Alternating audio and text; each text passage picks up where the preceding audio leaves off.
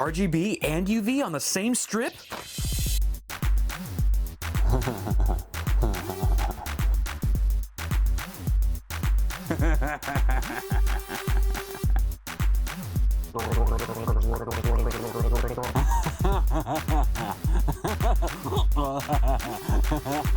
Introducing the RGB UV hybrid LED strips from CableMod. Click on the link in the description for more info.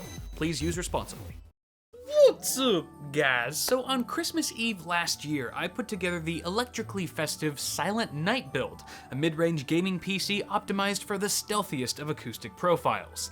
Featuring the Be Quiet Silent Base 600, a passively cooled Macho Zero CPU cooler from Thermalright, and an Enermax Digi fanless power supply, only a poorly timed racist joke, preferably at a funeral, could make the room quieter.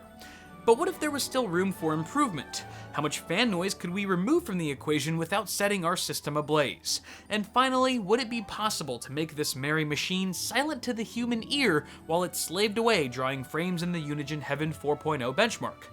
Perhaps I'd have a better guess if I weren't distracted by that subpar video card.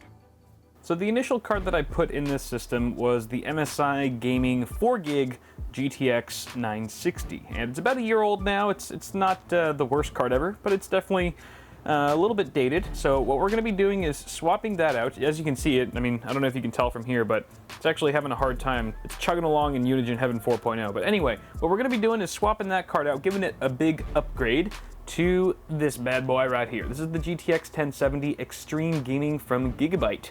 And it's obviously a faster, more powerful card, which I think is going to introduce a bit more heat into our system, no doubt. However, I think it's also a bit more realistic of a test for anyone who's building a gaming PC in 2016, especially towards the end of the year. We do have a couple things going for us here with this card. The first of which is that it's going to be running at stock frequency, that is out of the box, I should say. Because it is factory overclocked, we're just going to leave it at that. It doesn't have much ceiling room, so we're just going to leave it as is, and that'll help us keep thermals down a little bit. Additionally, it's also just got a pretty beefy cooler on it. You can see it's a rather thick card. It's still a dual slot GPU. However, it is pretty sizable, and it does have 3 decently sized fans. The only issue that I'm seeing here is that it's an open air shroud, which most aftermarket cards are, and that'll eject all the hot air, or at least a good portion of it, into the case and potentially heat up the rest of our components. The one I'm most concerned about being our CPU there. Like our video card, we have also swapped CPUs for this build, except we're going in the opposite direction, kind of scaling down instead of up. We actually went from the 6600K that was initially in here to a Core i5 6500. So lock skew, still a Core i5 quad-core chip on the Skylake platform. However, we are no longer overclocked. We're locked at the turbo frequency, which is 3.6 gigahertz. That actually will help our temperatures, if anything, because we're going to be running at a slower frequency. Now, if I had the option, I would not have made that CPU change, because I feel like the 6600K is probably more akin to what most high-end gaming PCs would have. However, that chip is currently in use, and I was unable to actually get it in for this test, so we're going to have to deal with the 6500 for today. As you can see, the memory has also changed. What used to be Trident Z is now Ripjaws 4, both kits of which are from G.Skill. This is a 16 gig kit, just like the original, running at 2666 megahertz. And I did have to use that older RAM kit for something else, for a different build. Actually, it was in the giveaway PC that is in my car right now, waiting to be shipped out. I should probably not leave that in my car. Actually, I'll be right back. And the last thing that's changed about this PC are the fans. So initially we had some PureWings 2 in here. Get some PureWings 2 action, which are the original fans that came with the case, with the Silent Base 600. Those have been replaced with some Silent Wings 3, also from the same manufacturer. There's one 120 in the front and another 120 at the rear. So those should be a little bit quieter, maybe a little bit more effective at delivering airflow than the PureWings 2. I can't imagine there's a massive difference, but if anything, we are scaling up to a newer set of fans with newer bearing design and all that sort of thing. So I think on that note, what we need to do here is run a baseline test with the current setup that we have as is. That'll give us a basis of comparison for any of the following tests. So I think what we're going to do here is probably run 15 to 20 minutes of Unigine Heaven 4.0 at 1440p, and I'm going to document the frame rates and the scores that it spits out, and that'll be the level basis of comparison for everything else that follows. We're going to use that same test again and again for any kind of little tweaks that we make to the system to make it quieter. On that note, let's go ahead and fire this bad boy up and see how she does.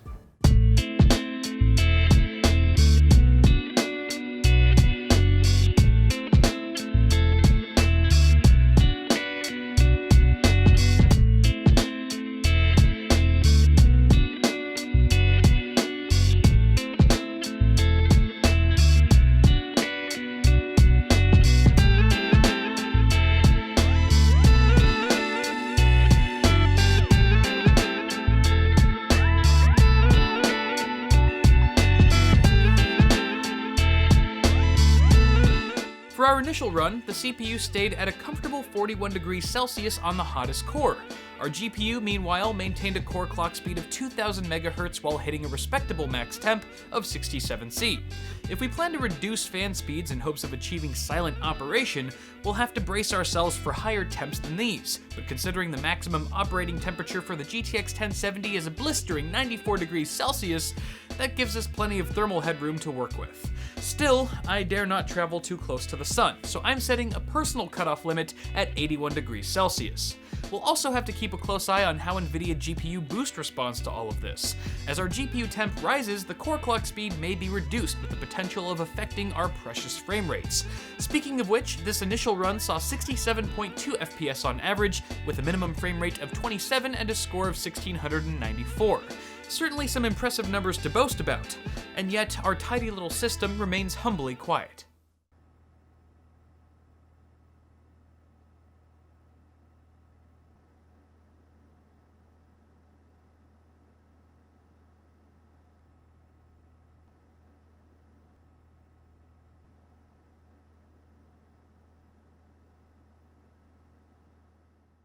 For the average user, this rig is acoustically adequate, to say the least, but rarely ever are these kinds of experiments so easily satisfied.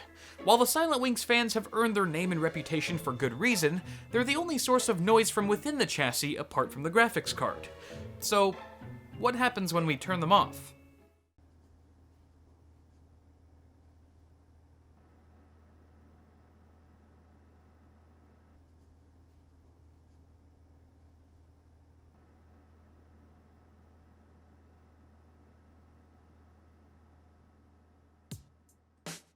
So it's not too surprising how much quieter the system got when we removed all the case fans. In fact, at that point, the only fans running in the system are the GPU fans, which is pretty insane. Of course, something is going to suffer because of that, and that thing is temperature. So what do we get here? Basically, on the CPU, we went from 41 to 63 degrees Celsius, almost a 20-degree hike, however, still very much within safe operating temperatures. Actually, the GPU did great as well, even better than the CPU, believe it or not. Went from 67 degrees Celsius to 73, so only saw a 6-degree bump. However, GPU Boost was like, whoa, hey, you can't go that fast at that temperature, so I'm gonna scale you back a bit on the megahertz. So actually the GPU core clock went down. It went from 2000 flat to 1974. Now, I don't know if that megahertz or if it's not a big deal at all, sorry for that awful pun, but it really just depends on if it affects gaming performance or not. So I did run the Heaven benchmark, of course, and we saw an average frame rate of 66.7. That's half a frame lower than the baseline test. That's nothing at all. That could be margin of error. The minimum, 27, exactly the same, and a score of, 8 points lower, barely a dip. So I think what we should do at this point is start turning down the GPU fan, start lowering that RPM bit by bit until we hit my cutoff that I had mentioned before, 81 degrees Celsius on the GPU, and we'll see if it's quiet enough to be completely silent from a foot and a half away, under load. Do you think we can do it? We might do this bitch. I honestly have no idea, but let's go ahead and run that test now.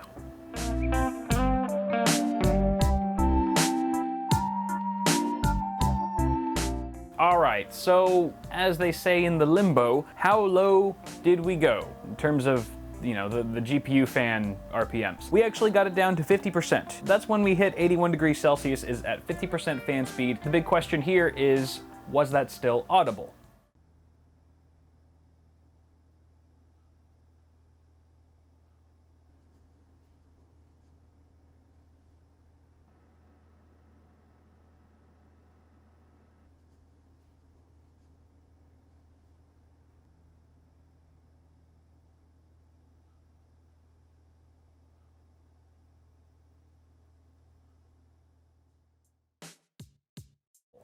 The answer, yes. I don't know if you guys could hear it on your end through the sound test, but it definitely picked up for me. I can hear it. It is not 100% silent, so that's quite a bummer. But it is still one of the quietest gaming experiences I've ever had on a high-end desktop system, which is pretty damn impressive, actually. As far as the GPU clock, how much thermal regulation did GPU boost actually exhibit upon this spike in temperatures? We actually saw a dip to 1949 megahertz. Remember, the last test was 1974, and the one before that, with all the case fans going and stuff, was a flat 2000 megahertz. So we just dipped about 50 megahertz overall from our baseline.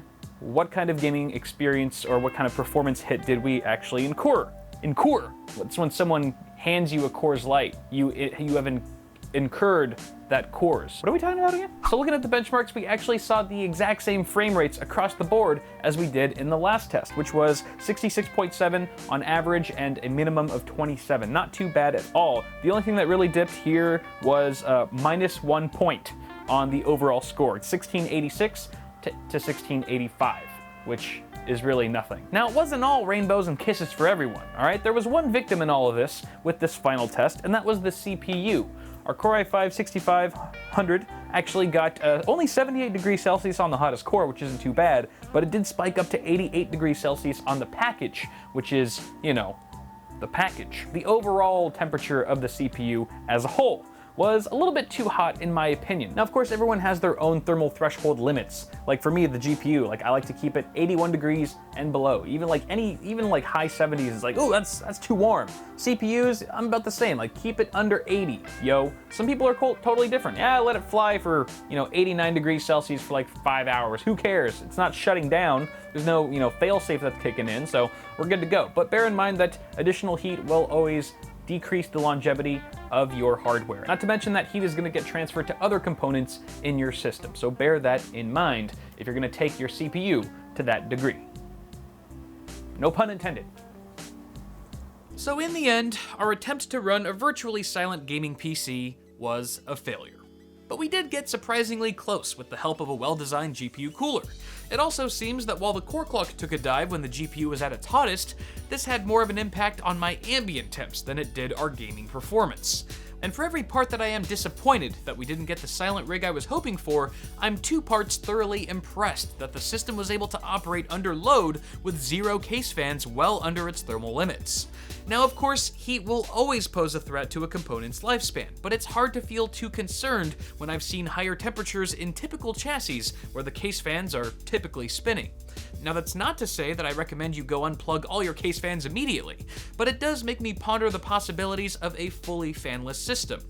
Although I've since recommissioned my Silent Wings 3s, as their gentle whirring bothers me no large amount, it's fun to imagine future hardware being so power efficient that fans are simply no longer needed for even the most powerful gaming PCs.